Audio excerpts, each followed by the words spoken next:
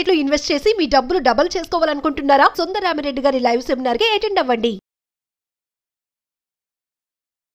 Welcome to our channel. నేను రమారావి.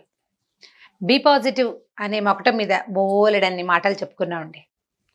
ఈ మాటలన్నీ నాకు ఉబుసుపోకో మీకు తోచుబాటు అవటానికో చెప్పట్లేదండి.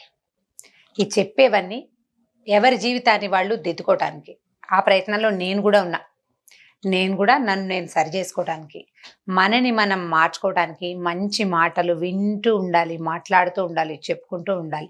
మళ్ళీ వాటిని గాల్లో కలిపేయకూడదు, వాటిని చెవిలోంచి బ్రెయిన్లోకి పంపించాలి. ఈ మాటలు చెప్పేవన్నీ మీ దగ్గర మీకు ప్రతి వాళ్ళకి మనకి ఉన్న చిన్న చిన్న లోపాలని, చిన్న చిన్న అడ్జస్ట్మెంట్లని మనకి మనంగా ఇతరుల ప్రమేయం లేకుండా సర్దుకోవటానికి, మనని మనం అద్దంలో చూసుకుని బొట్టు కాటిగా దిద్దుకున్నట్టుగా సరి చేసుకోవటానికి, అంతే.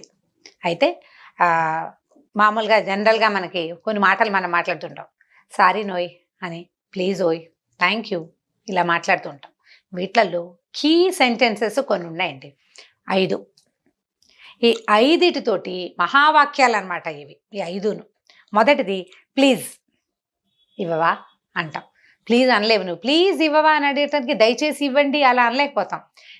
ఇవ్వు అనకుండా ఇవ్వండి అనకుండా ఇవ్వండి ప్లీజ్ అన్నట్టుగా సౌండ్ ప్లీజింగ్ మేనర్లో మాట్లాడడం.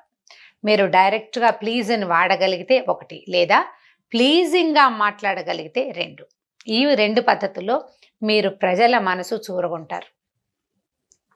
ఇస్తే ఇవ్వు లేకపోతే మానే అనే ధోరణిలో ఇవ్వు అనకుండా ఇవ్వవు అనో, ఇవ్వవా అనో, ఇస్తావా ప్లీజ్ అనో అనగలిగితే చాలా వ్యవహారం మారిపోతుందండి. ద బెస్ట్ సెంటెన్స్ మేకింగ్లో ప్లీజింగ్ సెంటెన్స్ బెస్ట్ అదనమాట.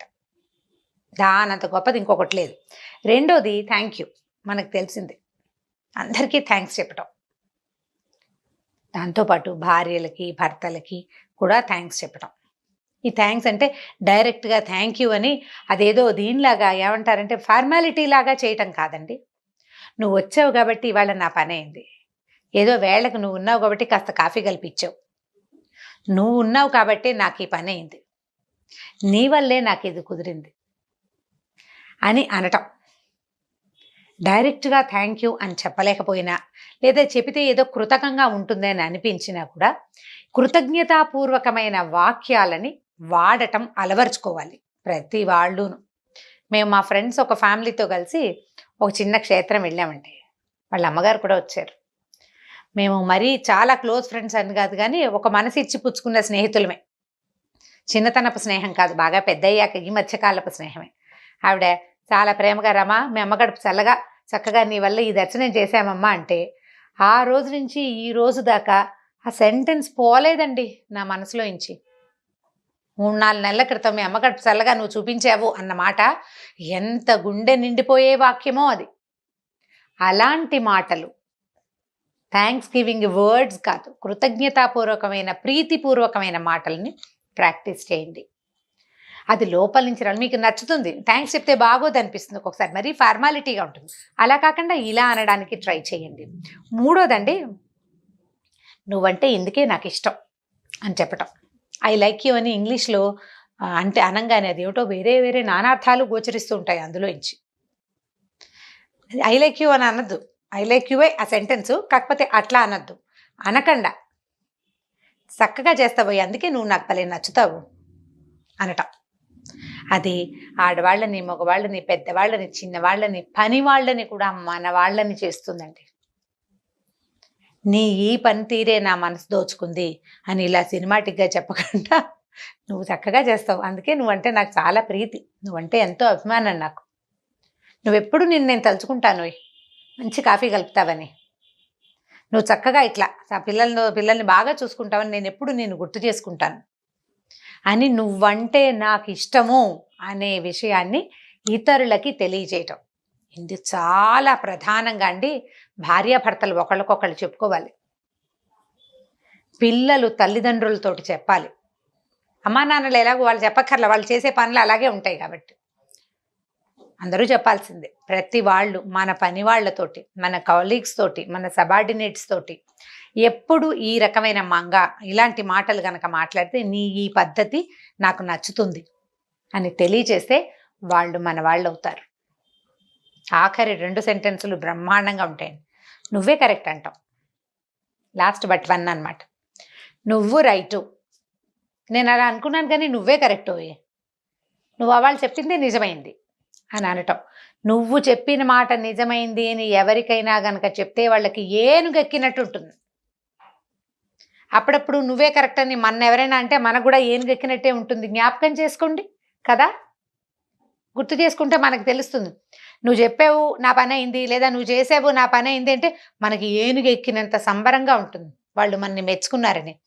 మెప్పు నువ్వు బాగా చేస్తావు కాదు, నువ్వు కరెక్టు, నువ్వే రైటు అన్న మాటని వదలటం నేర్చుకోండి మనసులోంచి.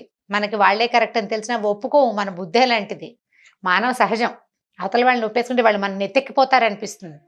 ఇది భార్యాభర్తల్లో ఎక్కువ కనిపిస్తూ ఉంటుందండి, చాలా కనిపిస్తుంది. దీన్ని మార్చుకోండి. అన్నిటికీ నువ్వే రైట్ అని అన్ని అత్తే కరెక్ట్ అంటుంటాడు ఏదో సినిమాలో గిరిబాబు గారు. అన్నిటికీ నువ్వే కరెక్ట్ అన్నద్దు, వాళ్ళు రైట్ అయినప్పుడు ఆ రైట్ థింగ్ని రైటియస్గా ఒప్పుకోండి. నువ్వు చెప్పింది చాలా కరెక్టు, నువ్వు చెప్పినట్టుగానే జరిగింది, నీ ఆలోచన చాలా బాగుంది, నువ్వు తెలివిగా ఆలోచిస్తావు.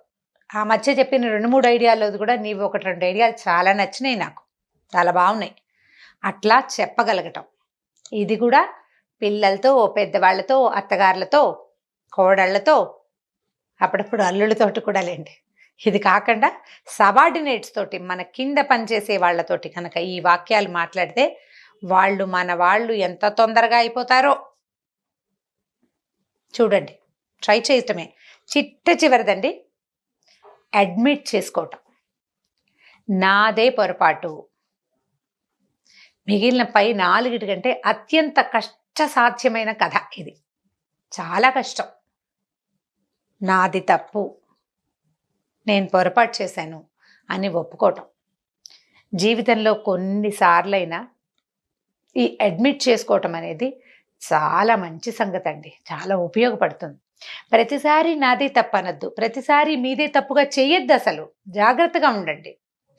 ఎప్పుడైనా మీది తప్పయి అవతల వాళ్ళది గనక ఒప్పు అయితే దాన్ని ధైర్యంగా, నిజాయితీగా, సాహసంగా ఒప్పుకోండి. మరోసారి ఒప్పుకోవాల్సిన స్థితి రాకుండా జాగ్రత్త పడండి. తప్పులు చెయ్యొద్దు.